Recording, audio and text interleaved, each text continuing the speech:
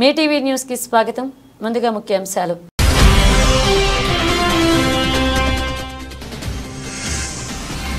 బడ్జెట్లో తెలంగాణకు కేటాయింపులు జరిగాయి. కీలక విషయాలు వెల్లడించిన కేంద్ర మంత్రి.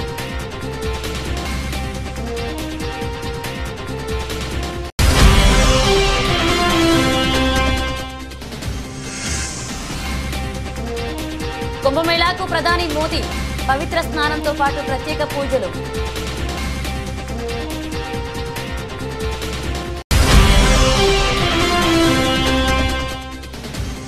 విద్యా వ్యవస్థపై ప్రధాని మోదీ సంచలన వ్యాఖ్యలు. పోలింగ్ ముందు ఆమ్ ఆద్మీ పార్టీపై బాంబు పేల్చిన ప్రధాని Modi.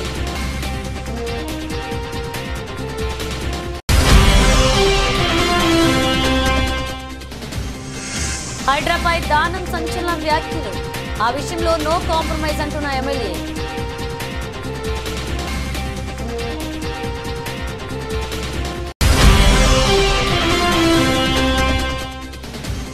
Trump Modi big meeting కు రంగం సిద్ధం. ప్రధాని అమెరికా టూర్ షెడ్యూల్స్ ఫిక్స్ చేసిన అధికారులు.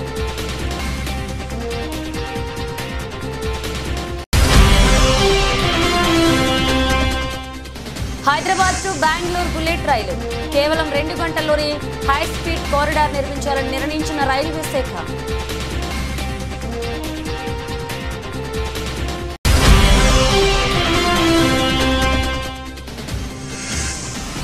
బ్యాటింగే చేస్తానంటే సరిపోదు, అభిషేక్ కు హర్భజన్ వార్నింగ్.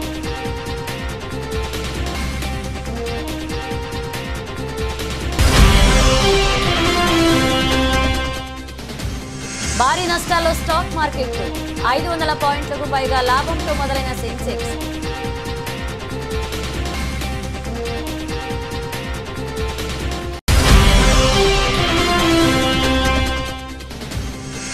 అందనంత ఎత్తుకు పసిడి.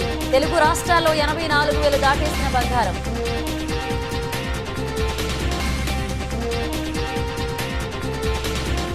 తెలంగాణకు కేంద్ర బడ్జెట్లో రైల్వేకు 5,337 కేటాయింపులు జరిగాయని రైల్వే శాఖ మంత్రి అశ్విని వైష్ణవ్ అన్నారు.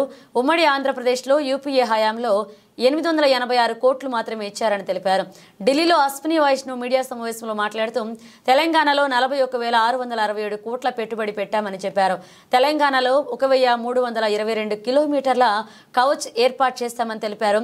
కొత్త వందే భారత్ రైళ్లను తెలంగాణ కేటాయిస్తామన్నారు. నవభారత్ రైళ్లు కూడా ఇస్తున్నామని తెలిపారు. అమృత్ భారత్ రైళ్లను 1000 కిలోమీటర్లకు 450తో ప్రయాణం చేసే అవకాశం కల్పిస్తామన్నారు. 100 అమృత్ భారత్ రైళ్లు త్వరలోనే అందుబాటులోకి వస్తాయని చెప్పారు. అలాగే కాజీపేట రైల్వే స్టేషన్ అభివృద్ధి చేస్తున్నట్లుగా ఆయన తెలియజేశారు. పలు పనులకు అనుమతులు కావాలని చెప్పారు. ప్రధాన రైల్వే స్టేషన్ల పరిధిలో రక్షణ వ్యవస్థ కవచ్ను ఏర్పాటు చేస్తున్నట్లుగా తెలియజేశారు.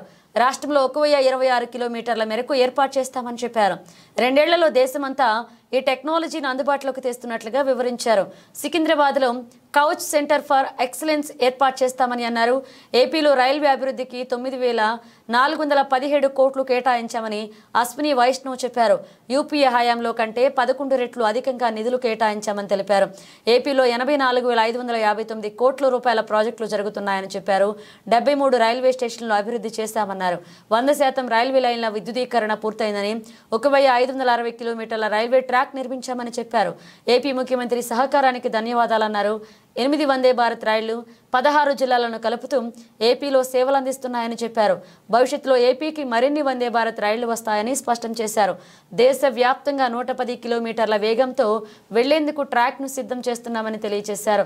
కొన్ని రూట్లలో 130 కిలోమీటర్ల వేగం, కొన్ని రూట్ల 160 కిలోమీటర్ల వేగంతో రైళ్లు ప్రయాణించేలాగా ట్రాక్స్ సిద్ధం చేస్తున్నామని అశ్విని వైష్ణవ్ తెలియజేశారు. 886 for combined, both states combined, it was 886 crore. Now it is only for Telangana 5,337 crore. This is again a matter of pride that entire Telangana state is now 100% electrified. The network of Telangana is now 100% electrified. I want you to take a note of very important data. The third point I would like to share with you, please take note of this. It's a very important number. the total investment of railways in the state of Telangana is 41,677 crore rupees. 41,677 crore rupees. Investment means investment in new railway lines, in electrification now completed already, but some lines will be upgraded, then new stations to be done, new workshops being upgraded, Kazipet station, Kazipet production unit being created, upgraded, being set up. So combined all that total investment is 41,677 crore rupees. Most railway projects have a time period, land acquisition, permits, forest approvals, then comes the construction phase. So this is the investment being done for the projects which are sanctioned as on today. This will obviously, as projects get completed, this amount will reduce, and more projects get added, this amount will increase, right? Telangana takes the lead in installing Kavach because most of the testing and development work is being done in Secunderabad, where the Center of Excellence for Kavach is located. Center of Excellence for Kavach is located in Secunderabad. So in Telangana, 1,326 kilometers of Kavach will be installed. So that 1,326 kilometers. This is huge, and this. ప్రధానమంత్రి నరేంద్ర మోదీ ఫిబ్రవరి 5న ప్రయాగ్రాజ్ మహాకుంభమేళాను సందర్శించనున్నారు. ప్రతిపాదిత schedule ప్రకారం మోదీ ఉదయం 10:30 గంటలకు ఫిబ్రవరి 5న ప్రయాగ్రాజ్కు చేరుకుంటారు. ఆ క్రమంలో ప్రధాని మహాకుంభమేళాను సందర్శించే సమయంలో ప్రత్యేక పూజలతో పాటుగా పవిత్ర స్నానం చేయనున్నారని తెలుస్తుంది. ఆయన ప్రయాగ్రాజ్లోని అరయిల్ ఘాట్కు చేరుకుని అక్కడి నుంచి గంగా, యమున, సరస్వతి నదుల సంగమ స్థలమైన సంగం వద్ద పడవ ప్రయాణం చేస్తారు. ఆ క్రమంలో అక్కడి పవిత్ర సంగమ నదుల్లో ఆయన పవిత్ర స్నానం చేయనున్నారు. మోదీ ఆ తర్వాత భక్తులతో సంభాషించడం, ఆయా ప్రాంతాలలో పర్యవేక్షణ నిర్వహించడం, 2025 మహాకుంభమేళా కోసం నిర్వహించిన ఏర్పాట్లను పరిశీలించడం వంటి కార్యక్రమాలలో పాల్గొంటారు. మేళా అధికారులు వివరించినట్లుగా ముందుగా నిర్ణయించబడిన షెడ్యూల్ ప్రకారం ముఖ్యంగా స్టేట్ పెవిలియన్, నేత్ర కుంభ్ సందర్శనలో మార్పులు చేస్తామని అధికారులు ప్రకటించారు. దీంతో ఆయనకు కుంభమేళా ఒక ప్రత్యేకమైన ఆధ్యాత్మిక అనుభవాన్ని ఇవ్వనుంది. ఫిబ్రవరి 5 ఒక ప్రత్యేకమైన రోజు, ఎందుకంటే ఇది మాఘ అష్టమి, భీష్మాష్టమి వచ్చిన రోజు. ఈ రోజుకు హిందూ సాంప్రదాయంలో ఆధ్యాత్మిక విశేషత కలిగి ఉంది. మాఘ అష్టమి హిందూ మాఘమాసం 8వ రోజున జరుపుకునే పవిత్రమైన రోజు. ఈ రోజున భక్తులు త్రివేణి సంగమ స్థలంలో పవిత్ర స్నానాలు చేస్తారు. ఆ క్రమంలో ఆధ్యాత్మిక సాధనలు, పూజలు, ధ్యానాలు, దాన ధర్మాలు నిర్వహించబడతాయి. ఇది గుప్త నవరాత్రి సమయంలో కూడా వస్తుంది. हरोहरा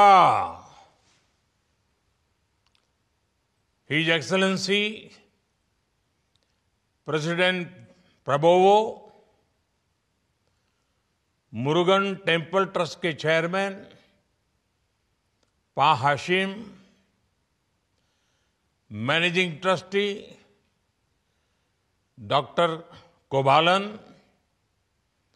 डिग्निटरीज, तमिलनाडु और इंडोनेशिया के पुजारी एवं आचार्यगण, इंडियन डायस्पोरा के सदस्य, इस पावन अवसर का हिस्सा बनने वाले इंडोनेशिया और अन्य देशों के सभी साथी और इस दिव्य भव्य मंदिर के निर्माण को साकार करने वाले सभी कारीगर बंधु, ये मेरा सौभाग्य है कि मैं जकार्ता के मुरुगन टेम्पल के महाकुंभ अभिषेकम जैसे पुनीत कार्यक्रम का हिस्सा बन रहा हूं. माय ब्रदर प्रेसिडेंट प्रबोवो, उनकी मौजूदगी ने इसे मेरे लिए और विशेष बना दिया है. मैं फिजिकली भले ही जकार्ता से सैकड़ों किलोमीटर दूर हूं, लेकिन मेरा मन इस आयोजन के उतने ही करीब है जितना भारत इंडोनेशिया के आपसी रिश्ते। अभी कुछ ही दिन पहले प्रेसिडेंट प्रबोवो भारत से 140 करोड़ भारतवासियों का प्यार लेकर गए हैं। मुझे विश्वास है उनके जरिए आप सब हर भारतीय की शुभकामनाओं को वहां अनुभव कर रहे होंगे। मैं आप सभी को और भारत इंडोनेशिया समेत दुनिया भर में भगवान ఢిల్లీ అసెంబ్లీ ఎన్నికల పోలింగ్ ముందు ప్రధాని నరేంద్ర మోదీ ఆమ్ ఆద్మీ పార్టీపై బాంబు పేల్చారు. ఢిల్లీలో విద్యార్థులతో ముచ్చటించిన ప్రధాని మోదీ ఇక్కడ పాఠశాలల్లో 9వ తరగతి దాటి చదివేందుకు అందరూ విద్యార్థులను ఆమ్ ఆద్మీ పార్టీ అనుమతించడం లేదు అని చెప్పారు. కేవలం పాస్ అవుతారన్న గ్యారంటీ ఉన్న వారికి మాత్రమే పై తరగతులకు పంపిస్తున్నారని తెలిసిందన్నారు. రిజల్ట్ సరిగా రాకపోతే ప్రభుత్వం పరువు పోతుందని వారు భావిస్తున్నారని ఫైర్ అయ్యారు. విద్యార్థులను పై చదువులు చదవకుండా విద్యా వ్యవస్థలను అవినీతికి పాల్పడుతుంది అన్నారు. ఆ ప్రతిష్టను పెంచుకునేందుకే విద్యార్థుల భవిష్యత్తును నాశనం చేస్తున్నారని మోదీ మండిపడ్డారు. ఢిల్లీ పాఠశాలల్లో 9వ తరగతి 11వ తరగతిలో ఫెయిల్ అయ్యే విద్యార్థుల సంఖ్య అధికంగా ఉందన్న ఆరోపణలు ఎప్పటి నుంచో ఉన్నాయి. 9వ తరగతిలో ఏటా 1,00,000 మందికి పైగా ఫెయిల్ అవుతున్నారని విద్యాశాఖ లెక్కలు చెబుతున్నట్లుగా సమాచారం. ఈ నేపథ్యంలో ఢిల్లీ విద్యా వ్యవస్థపై ప్రధాని మోదీ వ్యాఖ్యలు సంచలనంగా మారాయి.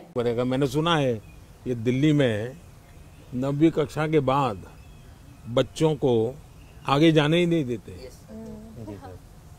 जो बच्चे गारंटी है पास होंगे उन्हीं को जाने दें। क्यों? क्योंकि उनका रिजल्ट खराब हो जाएगा तो मेरी सरकार की इज्जत खराब हो जाएगी, इसलिए बड़ा बेईमानी का काम होता है। ఖైరతాబాద్ ఎమ్మెల్యే దానం నాగేందర్ సంచలన వ్యాఖ్యలు చేశారు. హైడ్రా విషయంలో వెనక్కి తగ్గేది లేదన్నారు. పేదల ఇళ్లు కూల్చుతామంటే ఊరుకోనన్నారు. తనకు ఎలాంటి నోటీసులు రాలేదని చెప్పారు ఆయన. అధికారుల విషయంలో కాంప్రమైజ్ అవ్వనని దానం తేల్చి చెప్పారు. వైఎస్ హయాంలో కూడా తాను కాంప్రమైజ్ అవ్వలేదన్నారు.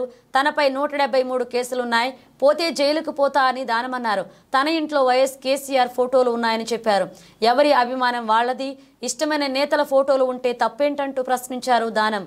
హైడ్రా విషయంలో తొలి నుంచి అసంతృప్తిగా ఉన్నారు దానం.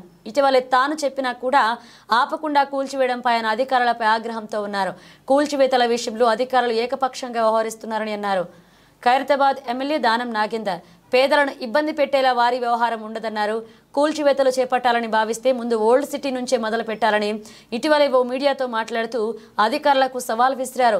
ఈ అంశంలో తమకు నిద్ర లేకుండా పోయిందన్నారు. కొందరు అధికారులు తామే సుప్రీం అన్నట్లుగా వ్యవహరిస్తున్నారని ఆరోపించారు దానం నాగేందర్.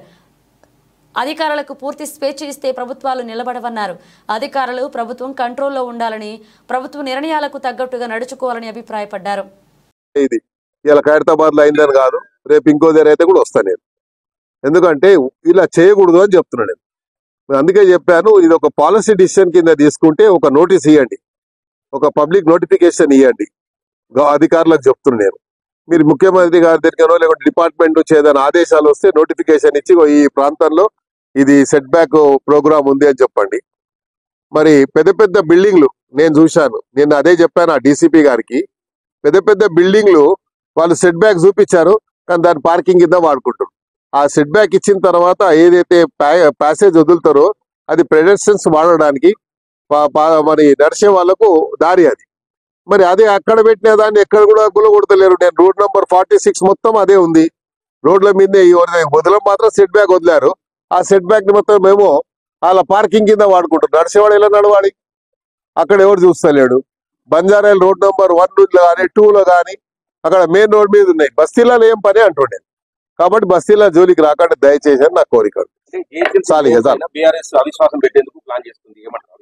నాకేం సంబంధం. ఇప్పుడు కూల్చివేతలు అనేది ఎప్పుడే గాని ఏకపక్షంగా పోకూడదు. ఎందుకు పోకూడదు అంటే నేను చూస్తా ఉన్నాను కూల్చివేతలు ఎక్కడైతే రోజువారీగా. అమెరికా నూతన అధ్యక్షుడు డొనాల్డ్ ట్రంప్ ప్రధాని మోదీ బిగ్ మీటింగ్ కు రంగం సిద్ధమవుతుంది. ఫిబ్రవరి 12 నుంచి 14 వరకు అమెరికాలో మోదీ పర్యటించనున్నట్లుగా తెలుస్తుంది. వైట్ హౌస్ లో 13వ తేదీ ట్రంప్ తో మోదీ భేటీ అవుతారు. అక్రమ వలసదారులు, వీసాలు, సుంకాలపై మోదీ ట్రంప్ మధ్య చర్చలు జరిగే అవకాశం ఉంది.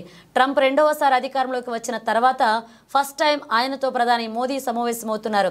అమెరికాకు రెండవసారి అధ్యక్షుడిగా ఎన్నికైన డొనాల్డ్ ట్రంప్ కి ప్రధాని మోదీ ఫోన్ చేసి శుభాకాంక్షలు తెలిపారు. ఈ సందర్భంగా రెండు దేశాల సంబంధాలపై ఇద్దరు నేతలు మాట్లాడుకున్నారు. రెండు దేశాల మధ్య పరస్పర ప్రయోజనకరమైన విశ్వాసపూరిత భాగస్వామ్యానికి భారత్ కట్టుబడి ఉందని ట్రంప్కు తెలిపారు మోదీ. భారత్ అమెరికా ప్రజల సంక్షేమానికి, ప్రపంచ శాంతి సౌభాగ్యాల కోసం కలిసి పనిచేద్దామని ట్రంప్కు వివరించారు మోదీ ట్రంప్ చర్చలపై వైట్ హౌస్ అధికారిక ప్రకటన చేసింది. మోదీని అమెరికా పర్యటనకు ఆహ్వానించడంపై ఈ ఫోన్ కాల్లో చర్చ జరిగిందని తెలిపింది.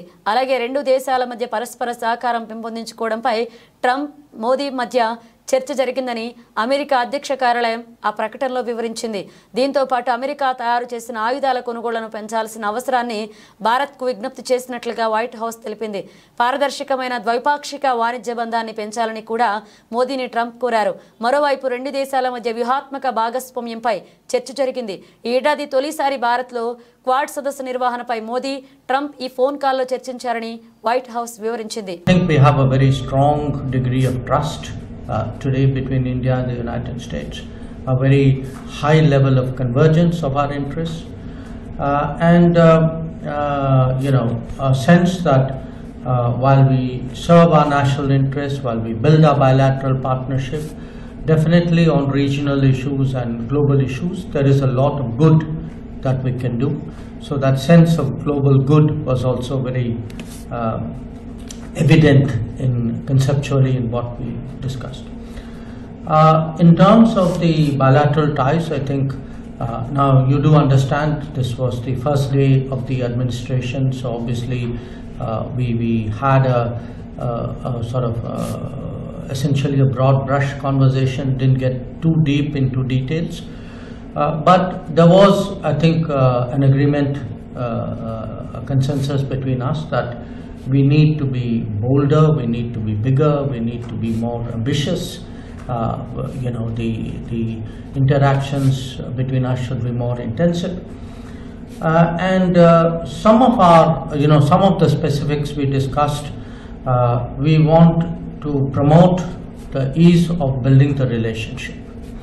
That how do you make business, mobility, education, technology, defense security, how do you make it easier to do? Hyderabad వాసులు బుల్లెట్ రైళ్లు ఎక్కే రోజులు ఎంతో దూరంలో లేవు. దేశంలోని ప్రధాన నగరాలను బుల్లెట్ రైళ్లతో అనుసంధానించే భారీ ప్రాజెక్టులో మరొక కీలక అడుగు పడింది. హైదరాబాద్ ముంబై మధ్య 709 కిలోమీటర్ల మేర హై స్పీడ్ కారిడార్ నిర్మించాలని రైల్వే నిర్ణయించింది. ఈ కారిడార్ను బెంగళూరు వరకు విస్తరించాలని భావిస్తోంది. దీంతో పాటు మైసూరు, చెన్నై మధ్య నిర్మించి తలపెట్టిన హై స్పీడ్ రైల్ కారిడార్ను కూడా హైదరాబాద్ వరకు విస్తరించాలని యోచిస్తుంది. అదే జరిగితే హైదరాబాద్ నుంచి ముంబై, చెన్నై, బెంగళూరు మధ్య ప్రయాణ దూరం గంటల్లోకి తగ్గిపోతుంది. ప్రస్తుతం ముంబై, అహ్మదాబాద్ మధ్య జపాన్ సంస్థ సాంకేతికత, ఆర్థిక సాయంతో హై స్పీడ్ కారిడార్ నిర్మిస్తున్నారు. ఈ మార్గంలో జపాన్ తయారీ బుల్లెట్ రైలు నడవనుంది. ఆ తర్వాతి దశలో మరిన్ని హై స్పీడ్ కారిడార్లు నిర్మించనున్నారు. వాటిలో పైన పేర్కొన్న హైదరాబాద్ ముంబై, హైదరాబాద్ బెంగళూరు, హైదరాబాద్ చెన్నై మార్గాలు కూడా ఉన్నాయి. వీటిలో హైదరాబాద్ చెన్నై, హైదరాబాద్ బెంగళూరు కారిడార్లను ఎలివేటెడ్ భూగర్భ మార్గాలను నిర్మిస్తారు. హైదరాబాద్ బెంగళూరు మధ్య దూరం 618 కిలోమీటర్ల. సాధారణ సూపర్ ఫాస్ట్ ఎక్స్ప్రెస్లలో హైదరాబాద్ నుంచి బెంగళూరు వెళ్లేందుకు 11 గంటలు, వందే భారత్లో 8.5 గంటల సమయం పడుతుంది. అదే బుల్లెట్ రైలు అందుబాటులోకి వస్తే కేవలం 2 గంటల్లోనే బెంగళూరు చేరుకునే వెసులుబాటు లభిస్తుంది. అలాగే హైదరాబాద్ చెన్నై మధ్య దూరం 757 కిలోమీటర్లు కాగా సాధారణ ఎక్స్ప్రెస్ రైళ్లలో అయితే 15 గంటల సమయం పడుతుంది. బుల్లెట్ రైలు అందుబాటులోకి వస్తే ఈ సమయం 2.5 గంటలకు తగ్గుతుంది. అయితే ఈ ప్రాజెక్టులు పూర్తయ్యేందుకు 10 నుంచి 13 సంవత్సరాలు పడుతుందని రైల్వే అధికారులు అంచనా వేస్తున్నారు.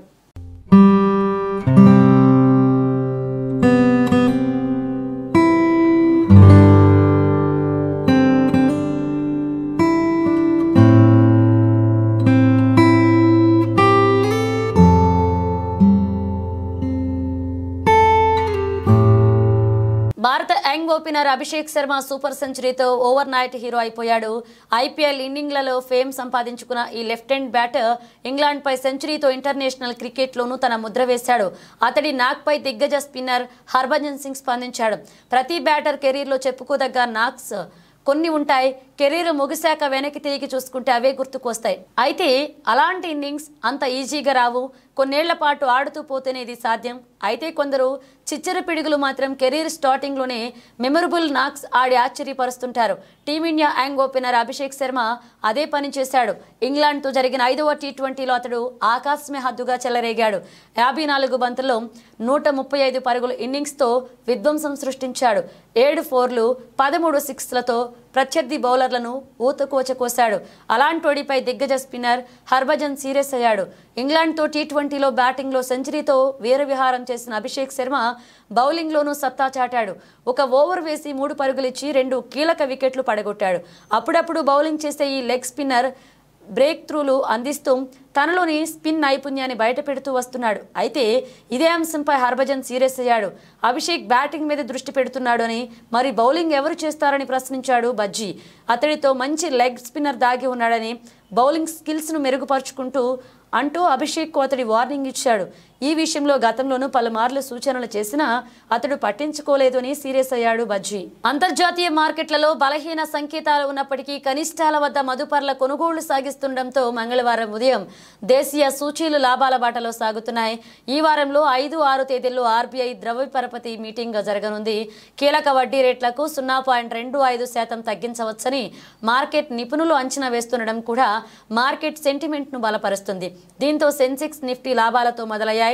సోమవారం ముగింపు 77,186తో పోల్చుకుంటే మంగళవారం ఉదయం 500 పాయింట్లకు పైగా లాభంతో మొదలైన సెన్సెక్స్ ఆ తర్వాత మరింత లాభాల్లోకి దూసుకువెళ్లింది.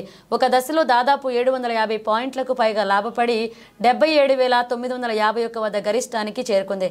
ప్రస్తుతం ఉదయం 10 గంటలకు సమయంలో 692 పాయింట్ల లాభంతో 76,878 వద్ద కొనసాగుతుంది.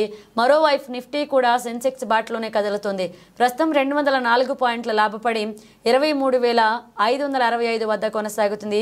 HDFC Bank, Infosys, ICICI Bank తదితర హెవీ వెయిట్ షేర్లలో కొనుగోళ్ల సూచీలను లాభాల వైపు నడిపిస్తున్నాయి.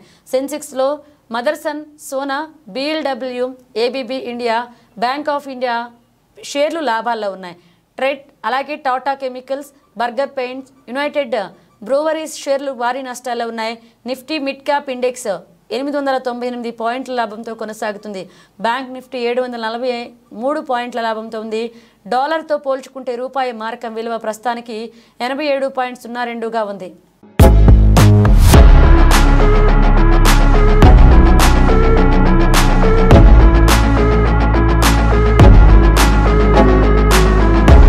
బంగారం ధరలు భారీగా పెరుగుతూ పోతున్నాయి. ఆకాశమే హద్దుగా పసిడి ధరలు దూసుకు వెళ్తున్నాయి. గోల్డ్ ధర ఏకంగా 1,00,000కు చేరువవుతుంది. దీంతో అటు పసిడి ప్రియులకు కొనాలి అంటే బగ్గమంటున్న ధరలతో చుక్కలు కనిపిస్తున్నాయి. ప్రధానంగా హైదరాబాద్ సహా తెలుగు రాష్ట్రాల్లో gold rates all time record స్థాయిని తాకడంతో సామాన్య మధ్యతరగతి ప్రజలు ఆందోళన వ్యక్తం చేస్తున్నారు. గోల్డ్ ధర పెరగడానికి ప్రధాన కారణం అంతర్జాతీయంగా నెలకొంటున్న పరిస్థితులే అంటున్నారు మార్కెట్ విశ్లేషకులు. మరోవైపు పెళ్లిళ్ల సీజన్ ప్రారంభమైంది. ఈ నేపథ్యంలో బంగారు ఆభరణాలు కొనుగోళ్లు చేసేందుకు జనం ఎక్కువగా ఆసక్తి చూపిస్తున్నారు. ఈ కారణంగా కూడా బంగారం ధరలు భారీగా పెరుగుతున్నాయి. భారతదేశ వ్యాప్తంగా ఈరోజు బంగారం ధరలు పరిశీలించినట్లయితే 22 క్యారెట్ల బంగారం ధర 1 గ్రాము 7,704 కాగా 24 క్యారెట్ల బంగారం ధర 1 గ్రాము 8,404గా పలుకుతుంది. ఇక దేశంలోని ప్రధాన నగరాలు, పట్టణాల్లో పసిడి ధరలు ఎలా ఉన్నాయో పరిశీలించినట్లయితే హైదరాబాద్ 10 గ్రాముల పసిడి 22 క్యారెట్ల ధర 77,040గా ఉంది. 24 క్యారెట్ల బంగారం ధర 84,040గా కొనసాగుతుంది. విజయవాడలో 10 గ్రాముల పసిడి ధర 22 క్యారెట్ల ధర 77,040గా ఉంది. 24 క్యారెట్ల బంగారం ధర 84,040గా కొనసాగుతుంది.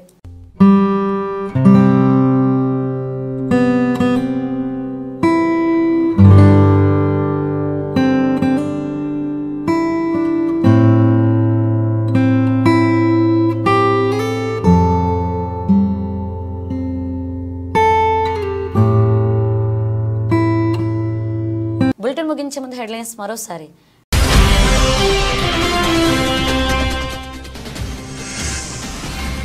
బడ్జెట్లో తెలంగాణకు కేటాయింపులు జరిగాయి. కీలక విషయాలు వెల్లడించిన కేంద్ర మంత్రి.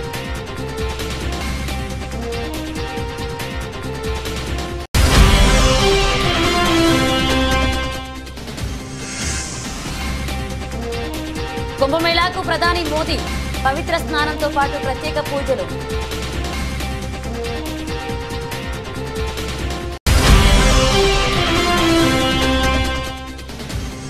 విద్యా వ్యవస్థపై ప్రధాని మోదీ సంచలన వ్యాఖ్యలు.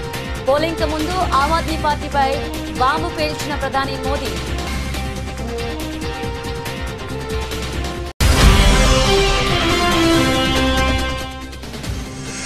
హైడ్రాపై దానం సంచలన వ్యాఖ్యలు. ఆ విషయంలో నో కాంప్రమైజ్ అంటున్న MLA.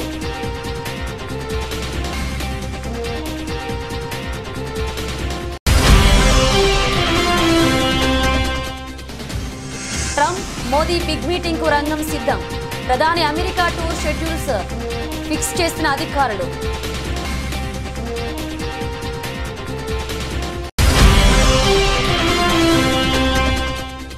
Hyderabad to Bengaluru bullet రైలు కేవలం 2 గంటల్లోనే హై స్పీడ్ కారిడార్ నిర్మించాలని నిర్ణయించిన రైల్వే శాఖ.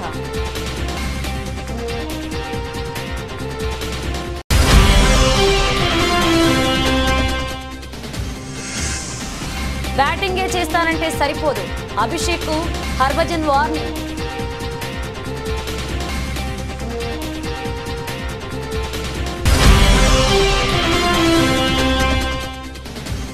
భారీ నష్టాల్లో స్టాక్ మార్కెట్లు. 500 పాయింట్లకు పైగా లాభంతో మొదలైన సెన్సెక్స్.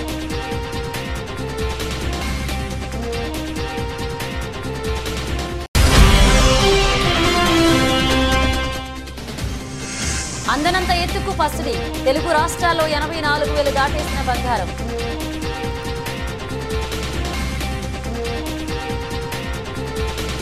ఇవి బులెటిన్ అప్డేట్స్. మరిన్ని అప్డేట్స్ తో మళ్ళీ కలుద్దాం.